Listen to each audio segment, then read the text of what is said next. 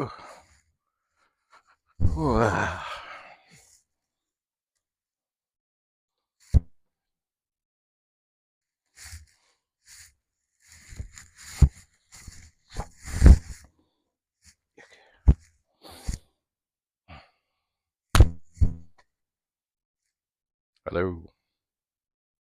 welcome to the basement. This is where I am decluttering, or trying to. But sometimes I find things, and I wonder, such as this newspaper, why? Why do I have the newspaper, the Toronto Star, from Wednesday, January the 3rd, 1996? So I go looking, and I see Tories accused of gutting law. Canada Post issue stamps marking AIDS. Sad, blame the lack of sun. Good sex help you stay young, but report also stresses exercise and lifestyle. Anyway, um, but when I turn it over, I see that indeed, and I was thinking there's something happened around here. Here is the obituary for my grandfather, Sidney Kinnell. So I will, of course, save this. And this tea coffee tester, Sidney Kinnell, had finest taste. Tea to a T. Sidney Kinnell, pictured in 1976, has a cup of his own special blend at home in Etobicoke. He was Eaton's coffee and tea taster for 38 years. Well, it's actually longer than that, but you see, Eaton's had an absolute, you must retire when you're 65, so they couldn't not have him retire. So I guess that means he had started with him when he was 27. Once he reached 65, he said, well, you got to retire.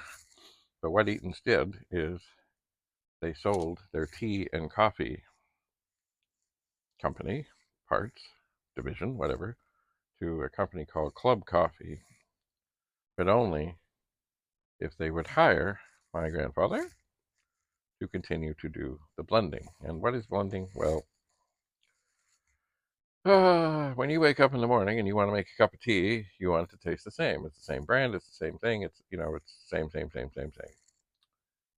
But depending on growing conditions and other such things, various teas that go into the tea that you're drinking may taste a little different. So you need a tea taster and blender to make sure that it is consistent. In other words, even though it tastes the same to you, the mixture of the various teas may be different, slightly different, depending.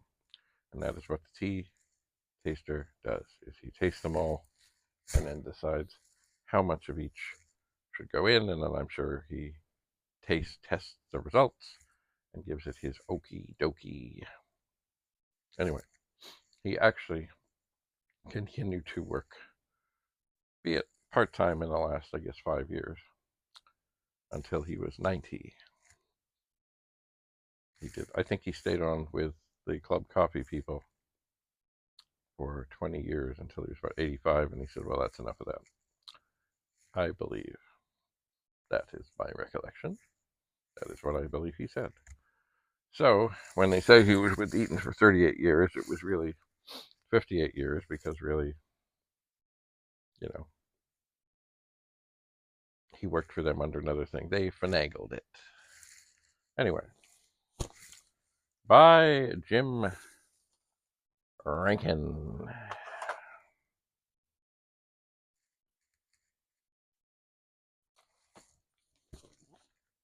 Sidney Kinnell slurped, swooshed, and spat his way through life.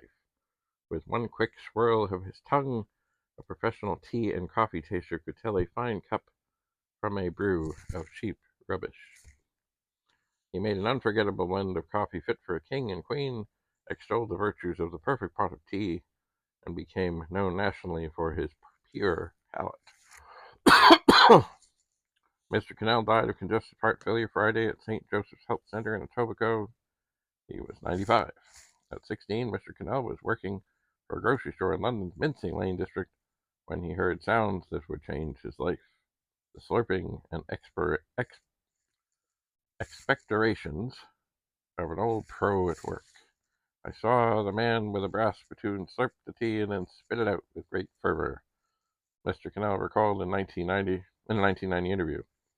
And he was hooked. For 75 years, Mr. Kinnell tasted, but never swallowed. After a couple of years of apprenticing in London, Mr. Kinnell decided to lie about his age and join the effort in World War I. But when he arrived at the recruiting office, he was met by a familiar face. "You get home," his uncle scolded Mr. Kinnell eventually. "Oh, you get home," his uncle scolded. Ha! Mr. Kinnell eventually served 2 years with the Royal Air Force as an aircraft mechanic before he came to Canada in 1923. He married Dorothy Baxter, and the couple had a daughter. That's my mother. In 1927, he found work with the Tea Eaton Company as a tea and coffee taster, and a job he held for 38 years. Although he did like to chew on a pipe, there was no room for spicy foods, onions, or cigarettes in Mr. Kinnell's diet. They would have spoiled his palate and his livelihood. To be a tea taster, you can't go to college, you can't read it out of a book. You can't learn it anywhere, Kinnell remarked in 1990. Got to be born with a keen palate. If you don't have it, you might as well forget it. In a small laboratory overlooking Trinity Square, Mr. Kinnell told away tasting, testing, and inventing for the Eaton Company. In 1939, he was requested to cook up a special coffee in time for a visit from King George VI and Queen Elizabeth. Mr. Kinnell went all the way to England in search of the finest ingredients. His Mocha Java blend was such a hit with the royals and the guests at the private Hart House dinner, it became an exclusive mixture available only at the Eaton Company. That was his favorite blend, said Doris Bradley, Mr. Kinnell's daughter. He often took his work home, standing over rows of coffee and teacups in a makeshift lab in his basement, and he always had cups of tea, ones he could swallow with meals.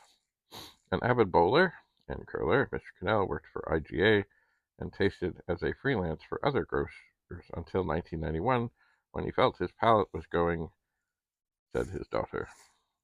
Even after his official retirement, Mr. Kinnell's palate was much in demand. One grocer, said grandson Richard Bradley, gave his grandfather the same coffee samples months apart in an apparent attempt to trip him up. There was no fooling Mr. Kinnell. Both reports were identical. Predeceased by his wife and partner, Edith Bridget, Mr. Kinnell leaves his daughter, grandchildren Ruth, Bradley St. Cyr, and twins Richard and David Bradley, and 6 great-grandchildren. A funeral service was to be held at 11 a.m. today at the Turner and Porter Chapel, 4933 Dundas Street West, Etobicoke. So, I don't know how well you can see that picture, but there is Sidney. There he is. Perhaps I will try and shoot a picture and put it on the on the video thing. Anyway, he was a character. He was, and the last part of his life, I had returned from Florida, and he was failing some, so I did spend quite a bit of time with him, more time than I'd ever spent before, because typically we would sort of see him, well, it was pretty much a Christmas thing, because, back in the day, my golly, we lived in North Toronto, and Etobicoke was a world away. Anyway, he loved gardening, where he lived out in Etobicoke, backed onto a cemetery, and as he said, you can't have a tree with gardens, so whatever he got there, moved there, whatever, the trees came down, and he had a grand trellis, and a pool or two, and the roses filled the trellis, and then there was other flower beds farther back than that, and It was quite a place. Oh, of course, little statues and things as well. Little statues. He had to give up driving at, I don't remember if it was 90 or 91 or 92, but it was difficult because he had driven, you know, like 70 years. But he did. Some neighbors would help him with his shopping, and he would take taxis a little bit. He always, he didn't drive any worse. It's just when he went to do the test, they'd have him do all kinds of things he didn't do, like have to worry about one-way streets and all this other stuff. And oh, so, well, you didn't look in your mirrors enough. So, well, so here he is on an empty course with no cars and no anything with some instructor, and he says, "Why would I look in my mirrors? There's nobody here."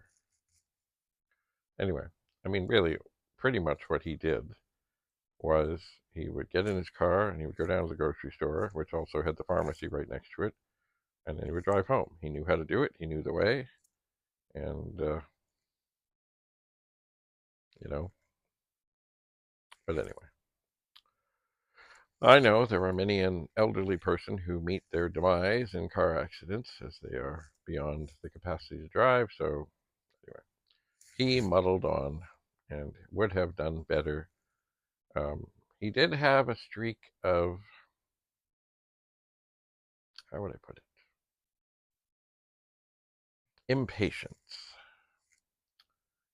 And that was what really led to the beginning of the end with him. Was he always had these people come and put down, I guess, fertilizer and other such stuff on his lawn, and it was supposed to be watered. So they came and they put down the stuff, and I guess he had called my mother, who would go out and spend weekends with him.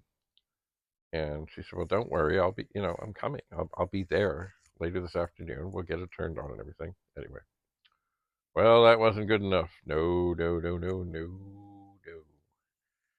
So he went outside and went to turn on, hook things up and went to turn on the water. Well, the water didn't come on.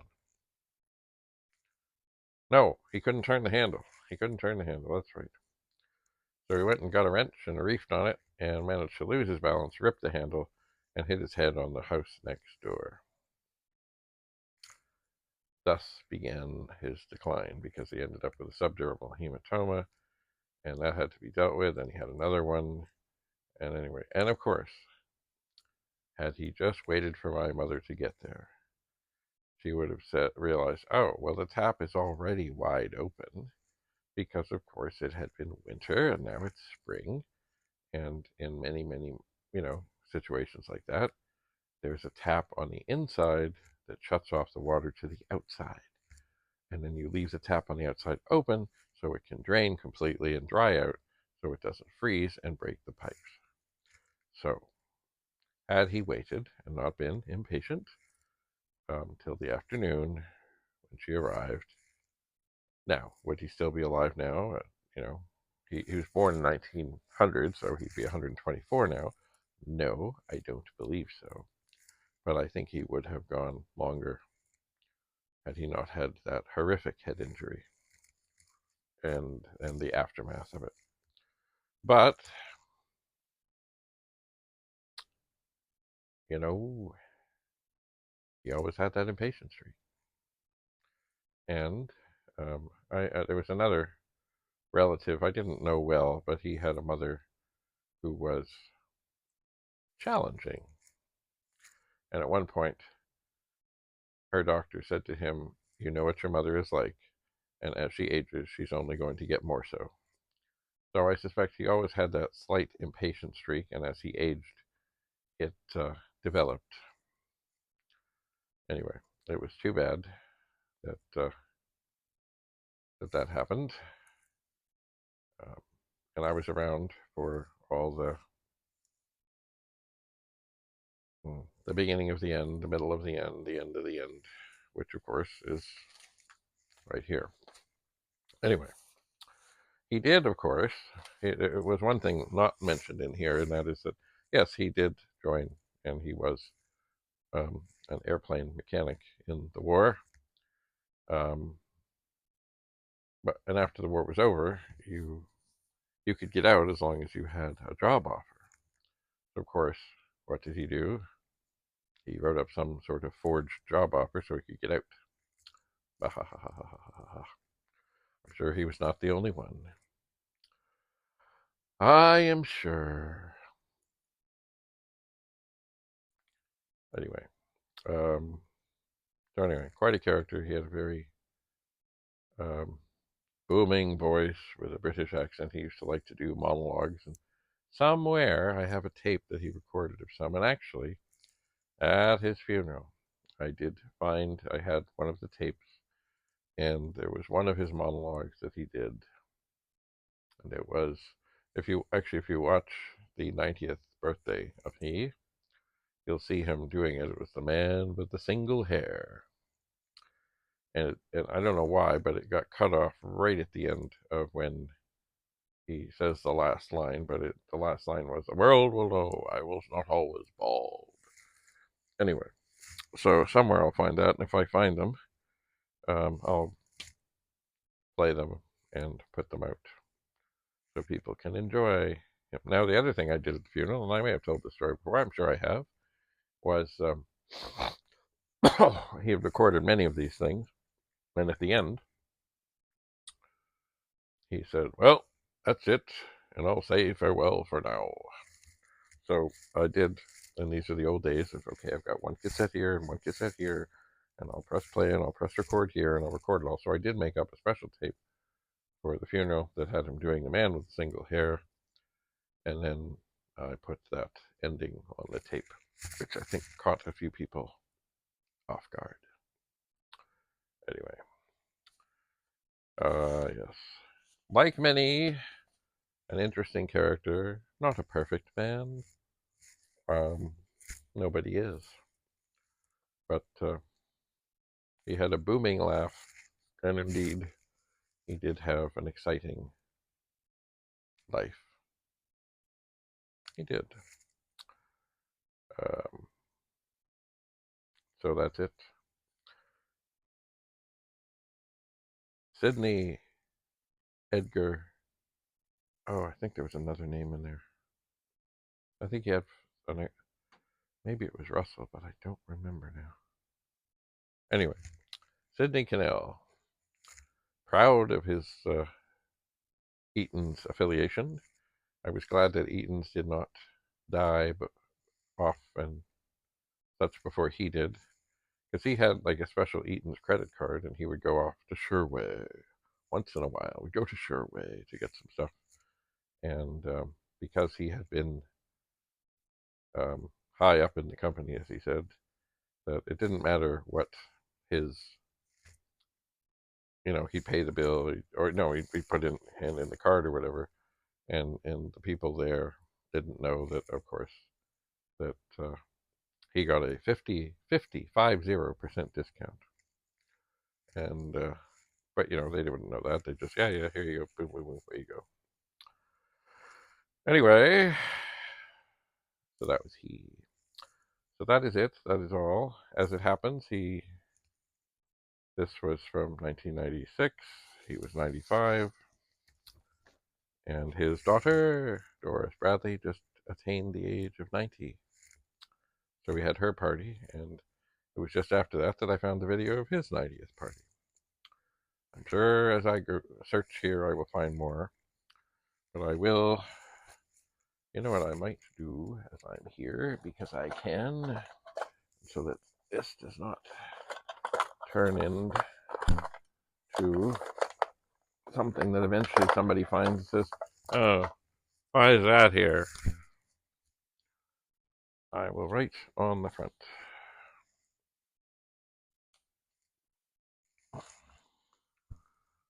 KINNELL.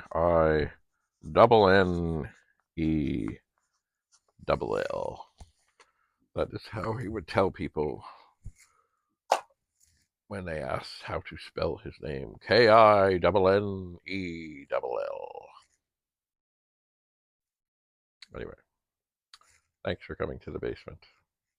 Have a lovely Lovely day. Bye for now.